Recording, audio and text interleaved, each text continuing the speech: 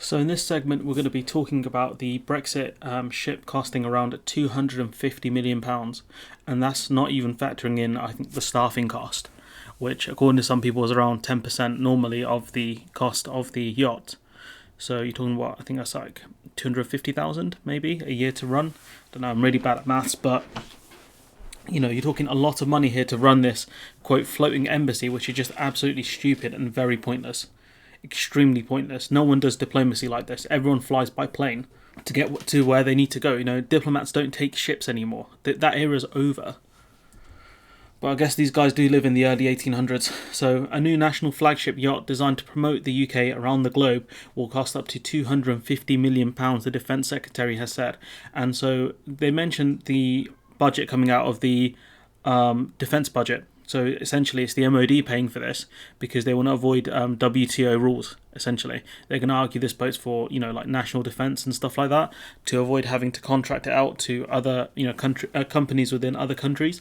But the problem is that's 250 million. The MOD is not going to have. Unless they put extra money in to make this happen.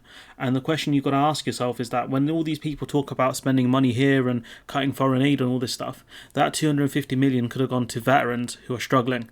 That could have gone to help out people who fought in the wars and maybe didn't find employment or have mental health issues, among other things.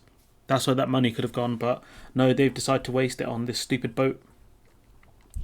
Ben Wallace has now given a firm price for the floating embassy, between 200 million and 250 million. Let's not forget that the government, initially said it would be 100 million. So I think it'll probably cost more than 250 million, especially as, the cost of things like timber and other things have gone up in price.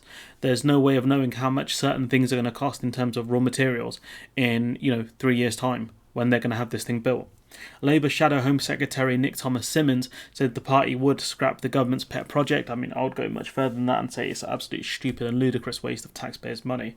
But, the Labour Party do what the Labour Party do. The vessel, which is yet to have a name, I'm hoping it's called Boat Phase 2, will be the successor to the Royal Yacht Britannia, which was retired in 1997 after 44 years in service. So we haven't actually had a ship like this since 1997. That's a long time ago, and there's a reason for that. It's because this stuff isn't needed. It'll be funded by the MOD budget, so the WTO is the reason for that. But essentially, this is money that should be given to veterans at the minimum.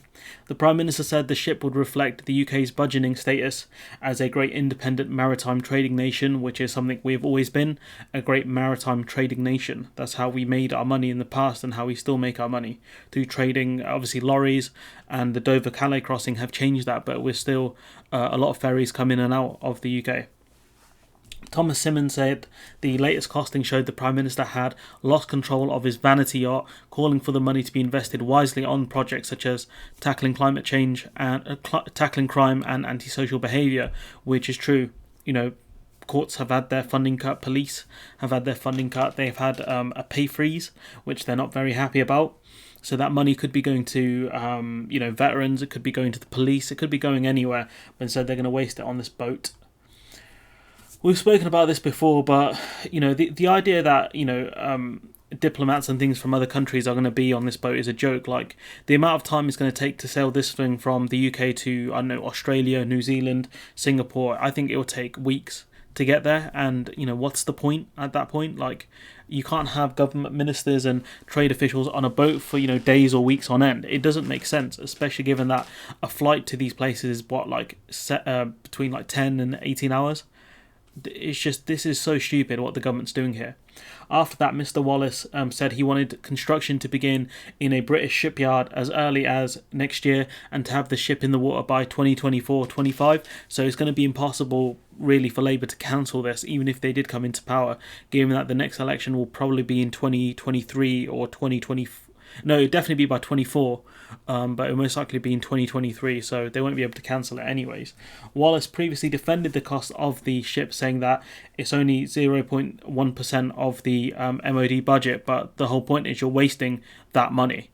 Like, that's the way Labour should frame things, as like, oh yeah, we can't spend money in the NHS, and then be like, this is only like 0.1% of our GDP or 1% of our GDP. That's nothing. Like that's the way Labour could frame things, I guess, because that's the way they're spending it as it's only 0.1% of the budget. But point being is that you're wasting it, and you're the same people who turn around and say, "Oh yeah, why are we doing foreign aid? We could spend that money here and stuff like that." Well, you're wasting £250 million of taxpayers' money, and I wouldn't be surprised if it goes up to say £350 million, given the way that the cost of the yacht is, and given the fact that raw materials are going up in price, and all the materials imported for this stuff will have to go through import checks as well if we actually have import checks ready by then. So I have major issues with the costing, not to mention the staffing cost either. They haven't mentioned that. Also, the fact that if you're having government officials on, you're going to have a military presence, a security presence on these ships as well. Is this thing going to have active weapons, or are you just going to have security forces there? Because this ship will be a target for terrorists as well, depending on where you sail. I mean, you're going to put people's lives at risk in order for this Brexit vanity project to happen. But anyways, look, I'm going to leave it there. Let me know what ideas you got a name for this boat, and yeah, I'll catch you in the next one.